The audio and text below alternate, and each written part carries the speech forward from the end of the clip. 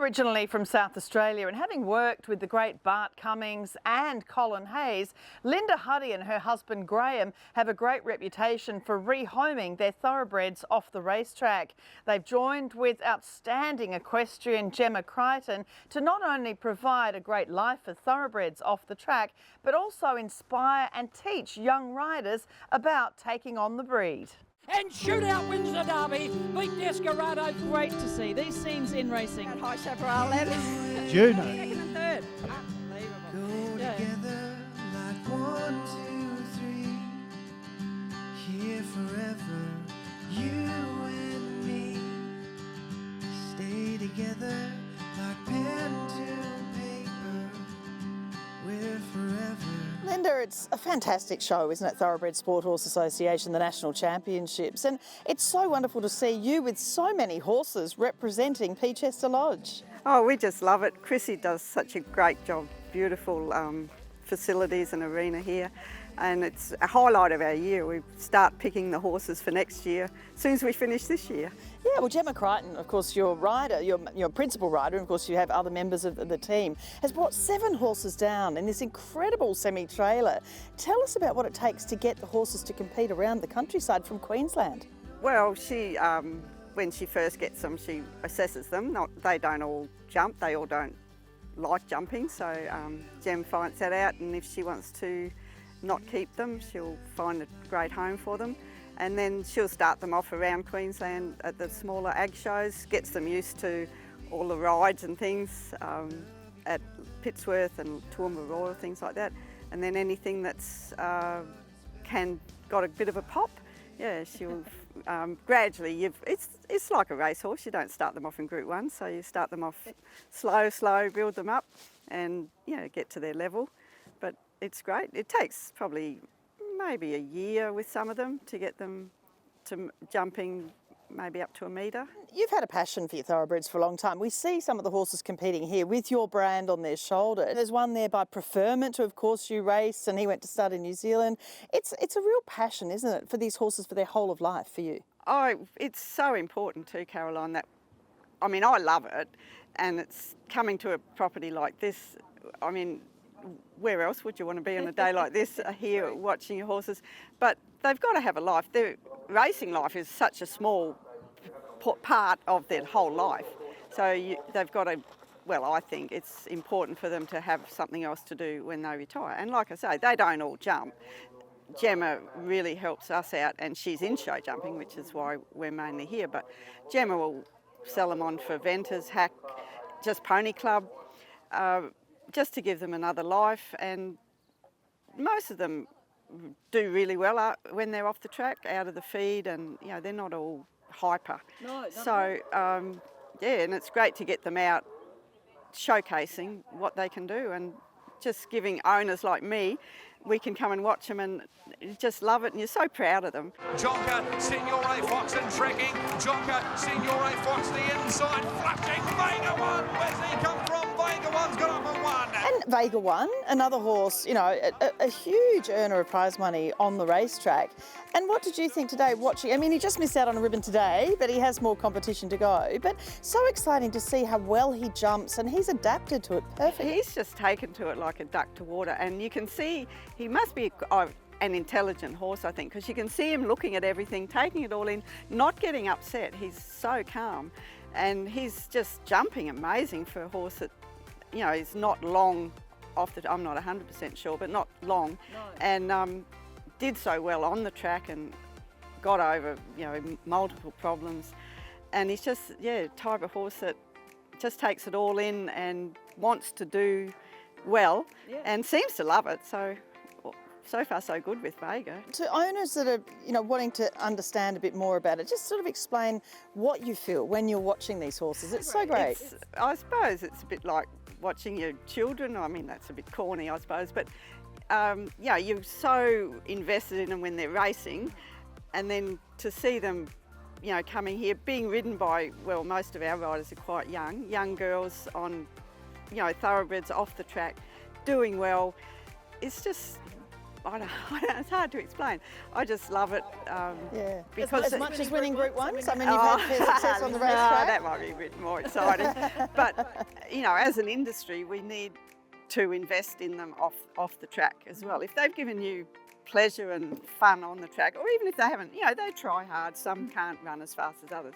You know, you've still got a ownership, a part of that horse that you should try and make sure when they're finished racing that they have a good life afterwards. You know, they haven't asked to be, you know, brought into the industry, and we've had pleasure out of them and maybe made a bit of money out of them. Yeah. But, you know, they've also got to be looked after that. Yeah, and That's not the generally- end of it. Not at all. And generally people think owners make a lot of money if you've had success, but you know firsthand I mean, you buy yearlings, you breed horses, you sell horses, you race them, you follow hard. up like this. You're not making much money No, when it's you look hard at the to cost make- going in. It's hard to make money, so you've got to love it.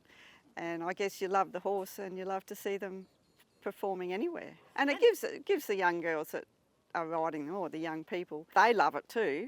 And so everyone gets enjoyment out of it. And I've seen models overseas where there are, payments you make when you buy into a horse that can go towards retraining for several months or whatever it might take. What do you think would be better for, we have a lot of syndicates and big groups of owners. How do those people ensure that the horse gets looked after? It's very hard to do, isn't it? It is. I mean, I know a couple of trainers who charge just a little bit every bill, and they put that aside so when the horse retires, they can help them send it to someone, because when the retrainers get them, they might, as I say, they might have to keep them a year or 2 years before they can rehome them. So all a little bit helps, and I think if it's only a little bit every month, $10, you don't sort of notice that. So that would be something to look at. I know, poor old owners are paying. I'm an owner, so I know what they paying out. But to just have that little bank that would help them at the end of their racing life, I think would be a big help. If someone's got a horse with our brand on that finds they can't look after it anymore, we'll take it back across TV. We put that on Insta every now and then. And the sponsorship too, that's such an important thing. And I know obviously, it's very hard for Chrissy given how, the costs involved in this. Prize money, the rugs, the sashes, everything is first class, isn't it? So anyone that wants to sort of be doing something for the industry and the horses after they've raced, this is one way of doing it, isn't it? To sponsor Thoroughbred Sport really, Horse. and this weekend in our industry is getting to be so well known now. And so it's a great way to sponsor. You get tickets in the marquee, you can bring clients out, have a great day out. It's a really good way to be a sponsor. McEwen's grabbed the lead from Star Virgo, light up the ring. Gemma, it's been fantastic to see your whole troop here down from Queensland. Tell us a little bit about the horses you have here competing at the National Championships for Thoroughbred Sport Horse. We love coming down for this show each year. As we finish one show, we look forward to getting ready for the next one down here. It's a lot of fun, and we're so passionate about our Thoroughbreds that we try and bring down a nice big team. And we've got a couple of ones that were quite good racehorses, and then a couple that were not very good racehorses, but they've all been quite good at their jumping at the moment. So we've got, I'm running a horse called McEwen, which was very successful on the track for Peachester Lodge. Another Peachester Lodge horse, Irish Bandit, who goes by It's Bandito in the jumping world, and my husband Hugh rides him, and he has a lot of success in the jumping. We've got some of the kids on the younger horses, and they're going to be in the maiden team. So we've got Preferring Sealy, who's It's Preferred in the jumping ring. We've got Theo the Jet, who goes by It's Jet Set. One called Daring, he jumps as Daring Deeds, and he raced as Daring Deeds as well. They're all Peachester Lodge horses, and one called Tequila Slammer. And we've got a new one on the track, Vega One. He wasn't a Peachester Lodge horse, but he was a very successful racehorse, and we're trying to give him the start he needs in his next career. So he's looking very promising, and hopefully he does something too.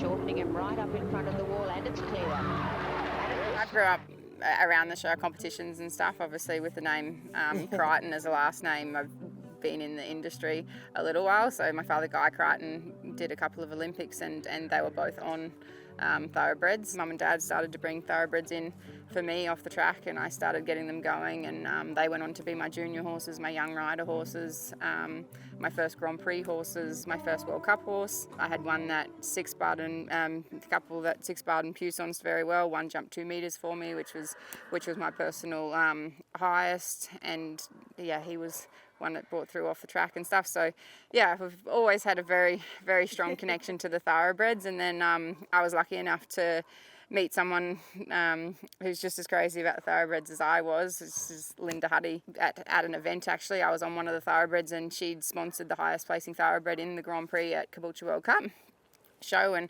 I was lucky enough to get that, and she presented it in the presentation and we met there, and the rest is history. We've just got along like a house on fire and both love the horses, and she started sending hers out, and we do the shows, we enjoy it, and it's heaps of fun. I found somebody with lots of Thoroughbreds that just love them too much to see them just go anywhere and not get the right start, because they finish so early on in age, like they finish racing so young, so there's such a life after that you really want them to have a good one, and that's what both of us want, so we've worked towards that. What's your advice to people taking on Thoroughbreds? They're so worldly before you get them, so that's definitely like a plus side of them, is they're not as spooky as your warm bloods, and they've seen a lot more and done a lot more. Your other side is they are quite lively, and they've got a bit of blood, which is what makes them run on the track, and you wouldn't have the breed any other way. So it's really important when you start them into their performance career is to try and manage that in a way that then they see they're not going out and getting nervous, and their first couple of outings are essential for that. So we try and just take them out, make it really relaxed and laid back, and they know they're not getting, because obviously they get the nerves up because they think they're going to the track and they think they're getting ready for their race, and there's no other way to start off, unfortunately, other than that, because that's been their life. So we just make sure those first couple of outings are very good experiences for them, very laid back. We just make sure they're nice and calm, and we sit through it and it doesn't worry us whatsoever, so which is the benefit of doing so many of them. Past that, then they're the quietest ones you get at the shows, because they have seen it, been there. Anybody that isn't able to ride full time, I think the Thoroughbred breed is the way forward for them, because they can jump on without any work them down a little bit and off they go, and they're the same horse that you were on last week, where a lot of the warm bloods, they're big, powerful, and they've definitely got their pros to them as well, but if they don't get consistent work, they get very spooky and very strong, and if you're just jumping on and trying to have fun on the weekends, then your Thoroughbreds, you can't go past them. Yeah, and so for the rest of this weekend, you got all these horses, they're just competing all weekend, and you get to sit and watch and be part of it. Yeah, well, they're in, Chrissy has a teams event tomorrow and another one on Sunday, so we've got a team in both of those, and it's so much fun. We should get more. It would be great to have more teams, people sponsoring a team. Chrissy will find the riders, so you don't have to have the riders. Yeah, I don't know, where else would you want to be?